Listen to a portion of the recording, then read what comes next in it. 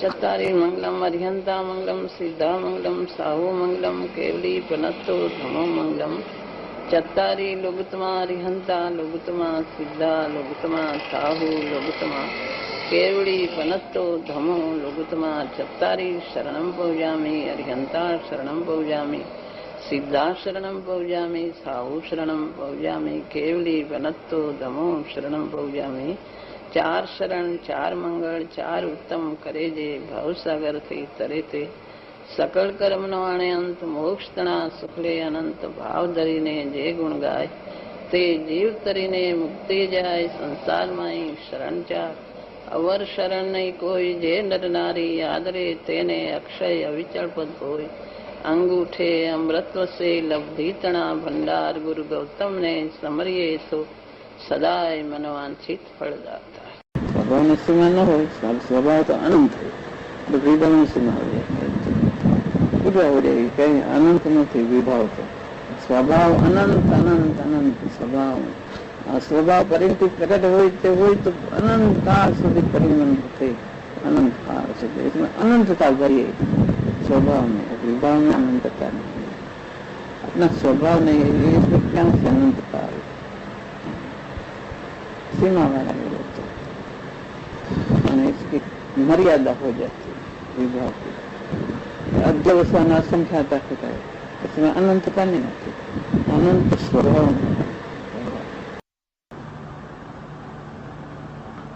पर्याय अपेक्षा हानि वृद्धि है द्रव्य में पर्याय अपेक्षा द्रव्य अपेक्षा नहीं पर्याय अपेक्षा एम कहवाय कि केवल ज्ञान प्रगट थयुं लोकालोकનું જ્ઞાન પ્રગટ થયું કેવળ જ્ઞાન શક્તિ થઈ ગયું એ બધું पर्याय अपेक्षा केवल ज्ञान प्रगट નથી केवल ज्ञान શક્તિમાં છે એ બધું કહેવાય દ્રવ્ય અપેક્ષા એ વસ્તુ જેમ છે એમ છે એમાં વાસ્તવિક રીતે કઈ ઘટ્યું નથી કઈ વધ્યું નથી પણ પર્યાયની અપેક્ષા પરિણતિની અપેક્ષા એ કહેવાય કે એમાં કેવળ જ્ઞાન પર્યાય પ્રગટ થઈ કેવળ જ્ઞાનનો વિકાસ થયો અને જ્ઞાન વિરોધમાં જાય ત્યારે એક જરાક રે છે ક્ષયક્ષમ એમ કહેવાય એ બધું પર્યાય અપેક્ષા કહેવાય દ્રવ્ય અપેક્ષા અનિવૃદ્ધિ ન થતી પણ પર્યાય અપેક્ષા છે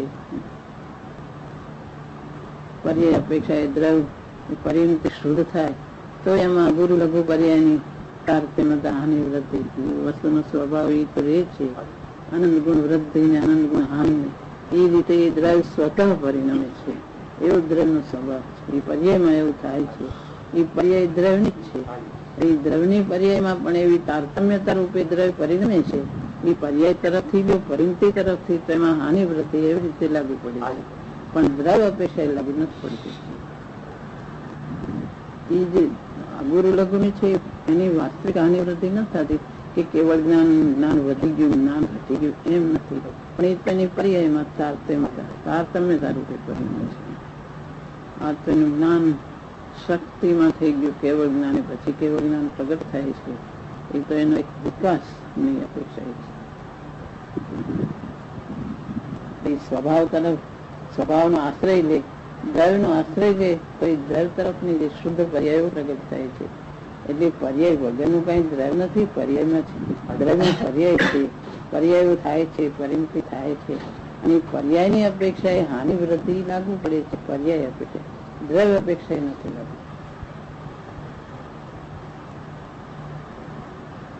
પર્યાય અપેક્ષા સાધના પર્યાય પ્રગટ થઈ સમ્યક દર્શન છઠ્ઠું સાતમું ગુણસ્થાન આગળ ગયો પર્યાયમાં શુદ્ધિ વધતી ગઈ આ શ્રેણી મંદિર બધું પર્યાય અપેક્ષા કહેવાય કેવળ જ્ઞાન પ્રગટ થયું બધું પર્યાય અપેક્ષા છે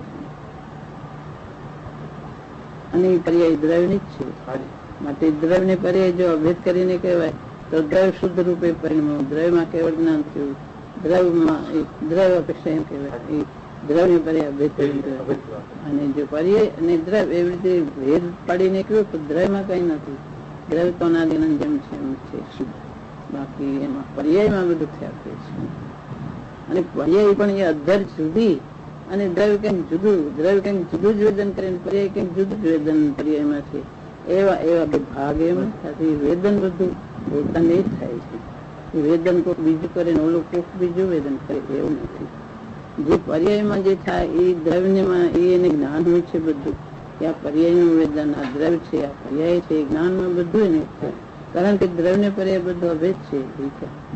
એ કઈ એવી રીતે એ કટકા નથી કે તદ્દન બે દ્રવ્ય હોય એવા કટકા નથી. એ ભેદ અપેક્ષા છે એ દ્રવ્ય નું સ્વરૂપ અને પર્યાય નું સ્વરૂપ એક ક્ષણ પૂરતું છે ને ઓલું અનંત અનંત છે, શાશ્વત છે. માટે એ અપેક્ષા એના સ્વરૂપ ભેદ પડે છે, પણ એ કઈ વસ્તુ ભેદ નથી.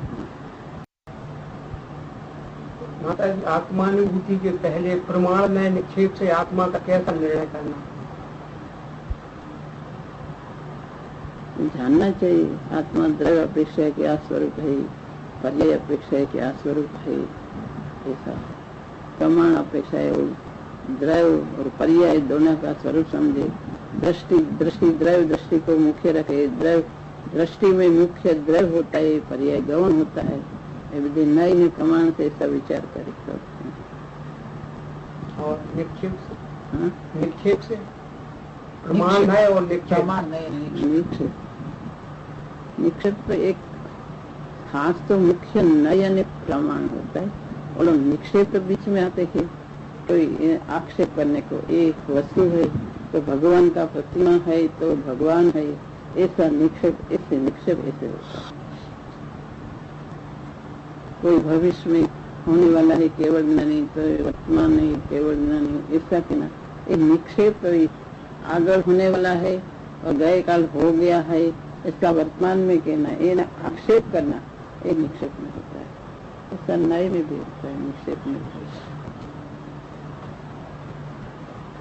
स्थापना करता है, स्थापना द्रव्य निक्षेप, भाव निक्षेप, आक्षेप करता है. दुख का वर्तमान का है.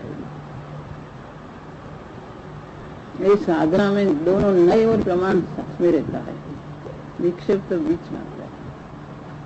रबगुण पर्याय से विचार में निर्णय करना आत्मा का, प्रमाण में से निर्णय करना एक ही बात है कि दोनों अंतर है. एक आ जाता है इसमें. द्रव्य गुण पर्याय में वास्तविक समझ में आवे तो इसमें नए और प्रमाण आ जाता है.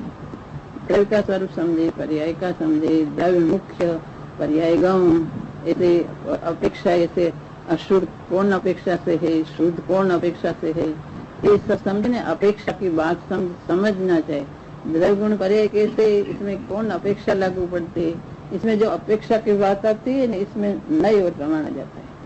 द्रव्य गुण पर्याय स्वरूप समझे तो गुण कौन अपेक्षा है और पर्याय की कौन अपेक्षा है, द्रव्य कौन अपेक्षा है, इसमें अपेक्षा समझे ना इसमें नए और प्रमाण दोनों आ जाता है.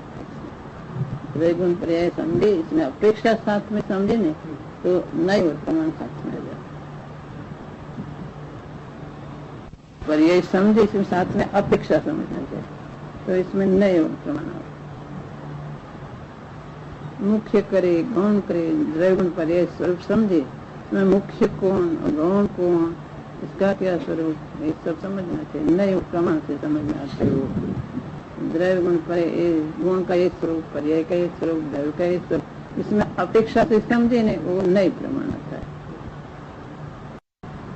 દ્રવ્ય સ્વભાવ શક્તિ રૂપ છે. શક્તિની સામે દ્રષ્ટિ મૂકવાથી તો દ્રષ્ટિમાં શક્તિ આપવાથી પર્યાયમાં શુદ્ધતા થાય છે. તો શક્તિમાંથી તો કઈ શક્તિ તો એટલી નથી, સંપૂર્ણ નથી. તો ખાલી દ્રષ્ટિ દેવાથી શુદ્ધતા આવી જાય. શક્તિ તો એટલી નીકળેલી છે એ બધું દ્રવ્ય અપેક્ષા કરે, પણ એ પછી પ્રગટ થાય છે એ પર્યાય અપેક્ષા પ્રગટ પણ થાય છે.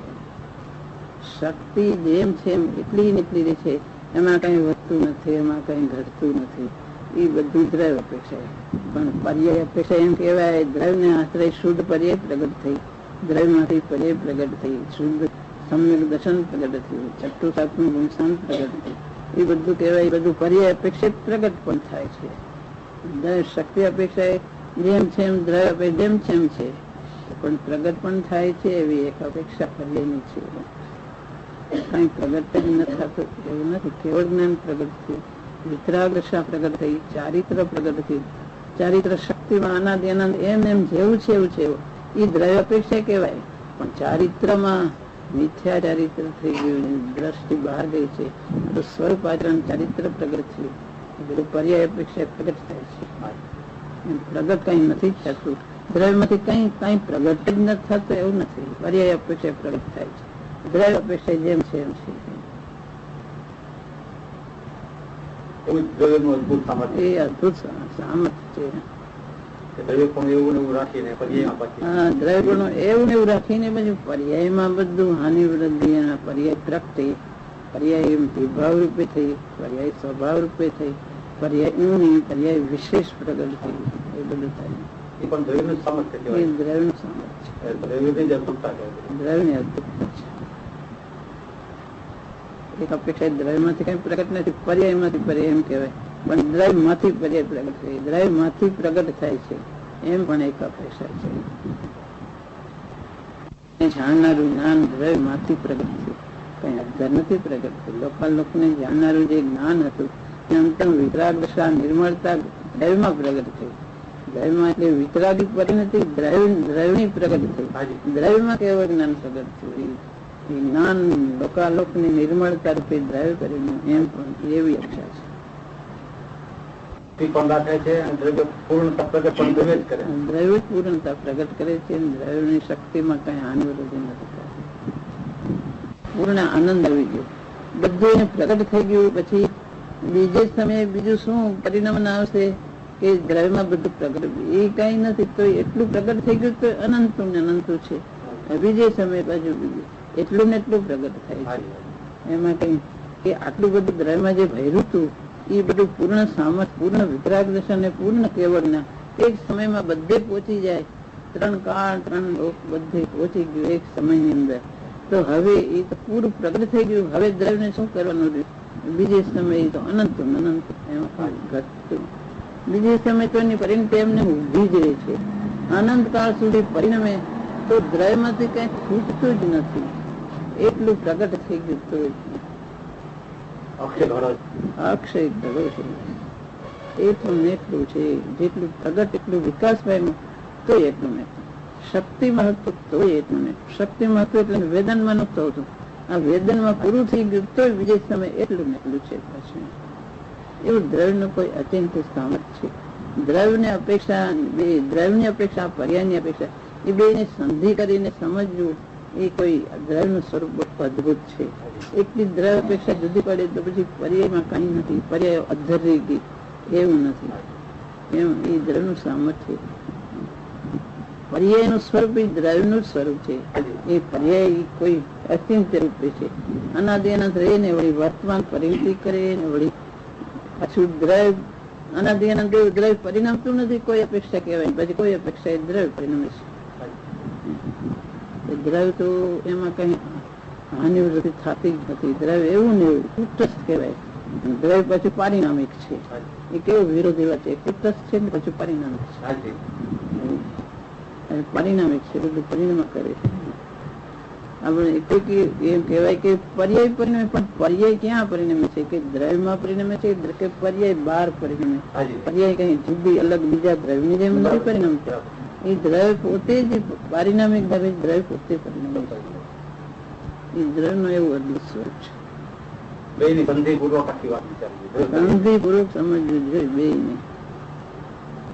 આનંદ આવી ગયો. હવે બીજે સમય બીજો આનંદ ક્યાંથી આવશે? ગુણ બધો પૂરો જ થઈ ગયો એક સમયની અંદર. હવે ખૂટી ગયો. હવે બીજું ક્યાંથી? આ કઈ એવું ધન નથી. એક ધન બધું ઘરમાં ભેગું થયું, બધું ધન વાપરી નાખ્યું. હવે શું એવું નથી. એ તો એક બધું પૂરું કહેવાય પણ તોય તો એમને એમ આવ્યા જ કરે. એમાં ખૂટતું જ નથી. કે દ્રવ્યની શક્તિ ઘટી ગઈ. હવે દ્રવ્યમાં કઈ નથી. એમ માને તોય ખોટું છે. દ્રવ્યમાં અનંત શક્તિ છે. શક્તિ છે કે નિગોદમાં જાય તો એટલી ને એટલી શક્તિ છે. પૂર્ણ સમર્થ. અને પાછું પ્રગટ થાય તો પ્રગટ થનારો કોઈ શક્તિ નથી એવું લાગે તો એવું ને પ્રગટ થાય તો એવો ને દ્રવ્યની છે. દ્રવ્યને ક્ષણિક રૂપે પરિણામનારું પણ એ દ્રવ્ય છે. દ્રવ્યનું સ્વરૂપ છે. પણ એનું સ્વરૂપ સમજો કે દ્રવ્યમાં એક ભાગ એવો છે કે ક્ષણે ક્ષણે પરિણતિ થાય ને બીજી પર્યાય આવતી જાય છે.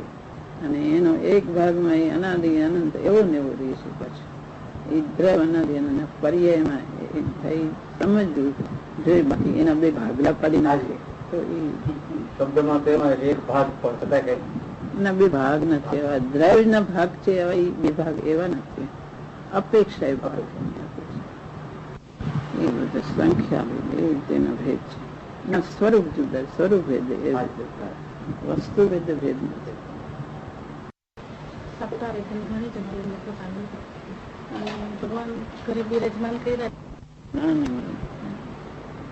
ગુરુદેવ ની વાણી શરણ છે. ગુરુદેવ બધાનો ઉપદેશ બહુ આપ્યો છે, કરવાનો ઈચ્છે દેખાય આવે આમ સંસાર.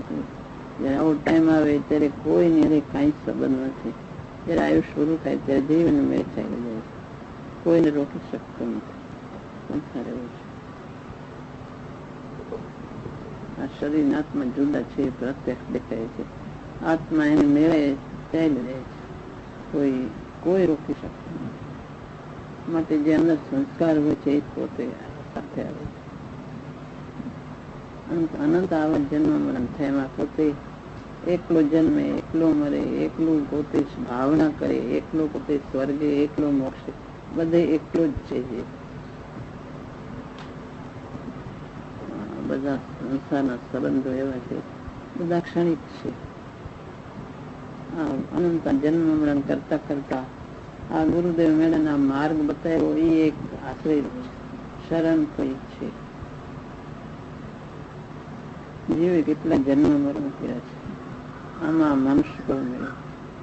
અનંત જન્મ મરણ, અનંત જન્મ મરણ જીવને છે. આ લોકની અંદર જેટલા ઉદ્ગત દ્રવ્યો છે એ જીવે શરીર ઉપર ધારણ કરીને ગ્રહણ કરીને છોડ્યા. આકાશના એક એક પ્રદેશે જન્મ મરણ કરી ચૂક્યો છે. જે અસંખ્યાતા વ્યવસાયો કર્યા, અનંત કાળ કર્યો છે.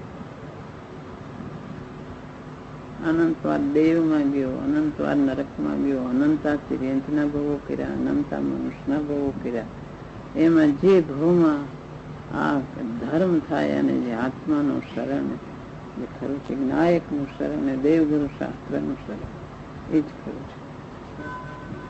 જગતમાં જીવને બધું મળી ચૂક્યું છે, એક આત્મા નથી મળ્યો. આ ગુરુદેવ કહેતા એક સમ્યક દર્શન અપૂર્વ છે, એ નથી મળ્યો. ભગવાન નથી મળ્યા. ભગવાન મળ્યા તો પોતે ઓળખ્યા નથી. માટે એ જ ગ્રહણ કરવા જેવું કહીએ કે કેમ પ્રાપ્ત થાય, એ જ કરવા જેવું છે. દેવલોકના સાગરોપમના આયુષ્ય હોય છે દેવોના, તો એ આયુષ્ય પૂરા થઈ જાય. જયારે આયુષ્ય એને એમ લાગે કે જાણે તો આ તો અમર છે, દેવલોકને અમરાપુરી કહેવાય, તો એ અમર નથી રહેતા. સાગરોપમના આયુષ્ય પૂરા થાય પછી એને માળા કરમાય છે, તેને ખબર પડે કે આયુષ્ય પૂરું થાય. દેવલોકના આયુષ્ય પૂરા થાય તો મનુષ્યના આયુષ્ય તો કેટલા છે? હા, થોડા છે. એ થોડા આત્માનું કરી લેવા છે. ગુરુદેવ કહેતા હતા ને, વીજળીના ઝબકારે મોટી કરવી, એક વીજળીના ઝબકારા જેવો મનુષ્યનો ભાવ છે, એમાં આત્માને ગ્રહણ કરી લેવા. તીર્થંકરો ને ચક્રવર્તીઓ ને બધા આ સંસારનું સ્વરૂપ આવું દેખીને ક્ષણવારમાં વૈરાગ પામીને મુનિ થઈને ચાલ્યા જતા. આ સંસારનું સ્વરૂપ આવું છે.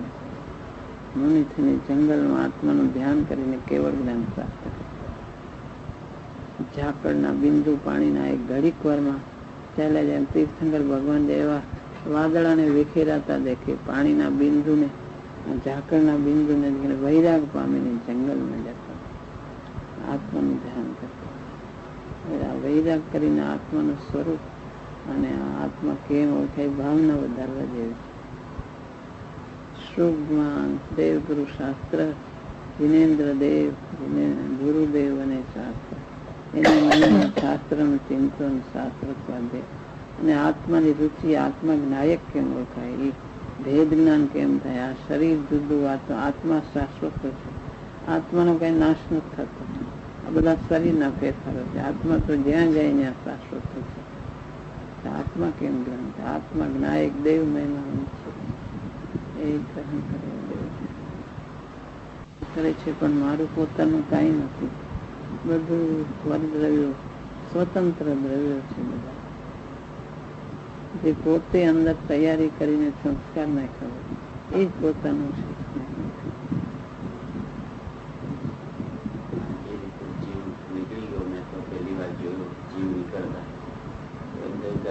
મોહ માયા બંધન બધું અહીંયા મૂકીને એક ક્ષણમાં જીવ નીકળી ગયો. મેં જે નજરે પહેલી વાર જોયું તો એમ થાય કે આ જીવ સાથે શું લઈને જશે?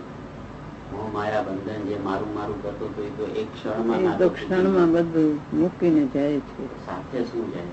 સાથે જે અંદર જે પોતે ભાવના સારી કરી હોય એ જાય. આત્મા પોતે આત્માના સ્વરૂપ આત્મા પણ આત્માને ઓળખતો નથી, પણ જે શુભ ભાવના જે અંદર પોતે કરી હોય જાય સાથે, જો કાંઈ સાથે જતો નથી. શુભાશુભ ભાવો એ બધા જે જિંદગીમાં કર્યા એ બધું છે એની સાથે, બીજું કાંઈ નથી. એવું શું આપણે પુરુષાર્થ કરીએ જેથી હવે પછીના કાળમાં અમને ગુરુદેવ કે આપના સાનિધ્યનો યોગ પ્રાપ્ત થાય?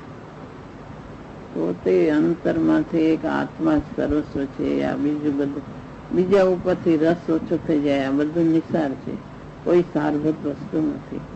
એની એકત્વ બુદ્ધિ અંદર તોડવાનો પ્રયત્ન કરે કે હું તો આત્મા શાશ્વત છું, આ કાંઈ પરદ્રવ્ય મારું નથી. પરદ્રવ્ય પ્રત્યેનો મોહ તોડી નાખે કે આ પરદ્રવ્ય તે મારું નથી, નકામું મારું મારું કરે છે. આ શરીરે પોતાનું નથી તો બહારના ઘર બાર કુટુંબ એ ક્યાં કોઈ પોતાનું નથી. કોઈ વસ્તુ કે કોઈ પૈસો કે કોઈ વસ્તુ પોતાની નથી. બધું અહીં પહેરું ગયું છે. બધું સાચવીને રાખતું હોય, બધું એક ક્ષણમાં પોતે હાલી ગયું.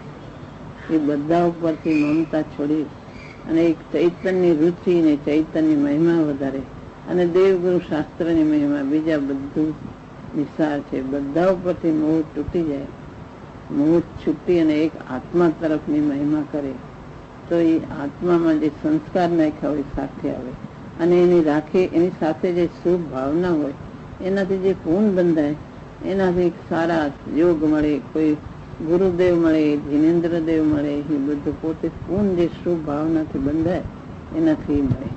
શુભ ભાવના ભગવતી